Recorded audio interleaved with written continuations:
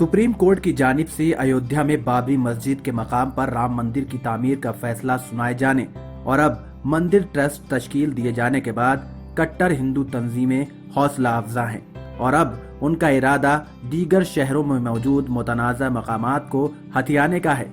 अयोध्या पर फैसले के बाद आरएसएस की जानिब से ये कहा गया था कि वो अयोध्या की तर्ज पर किसी दूसरे शहर के मजहबी मकाम का इशू नहीं उठाएंगे और काशी मथुरा के इशूज उसके एजेंडे में नहीं हैं। लेकिन इसके बरक्स संघ नजरियात हामी विश्व हिंदू परिषद ने तय किया है कि वो बनारस और मथुरा के इशू को उठाएगी।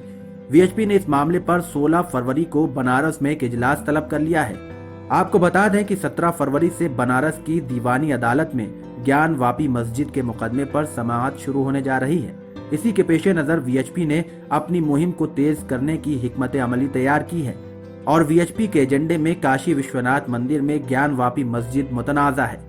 कौमी आवाज उर्दू वेबसाइट के मुताबिक जब इस मसले पर वीएचपी के जराये से पूछा गया तो उन्होंने वाज़ेह तौर पर बताया कि अयोध्या में राम मंदिर, बनारस में विश्वनाथ मंदिर और मथुरा में कृष्ण जन्मभूमि हमेशा ही वीएचपी के अहम इशूज रहे हैं। अब राम मंदिर का मामला खत्म हो चुका है और ट्रस्ट को मंदिर की तामीर करना है, लिहाजा वीएचपी अब काशी विश्वनाथ मंदिर के अहाते को मस्जिद से आजाद करने के लिए अपनी मुहिम को तेज करेगी। आपको बता दें कि ज्ञान वापी मस्जिद, काशी विश्वनाथ मंदिर, तनाज़ा भी बाबरी मस्जिद राम जन्मभूमि की तरह काफी पुराना है। ये मामला भी अदालत में ज़ेर गौर है। हिंदू फरीक ने अदालत से इस्तदुआ की है कि अयोध्या की तर्ज पर यहाँ भी महकमा आसार कदीमा से जांच कराई जाए, क्योंकि इस जगह मंदिर के सबूत मौजूद हैं।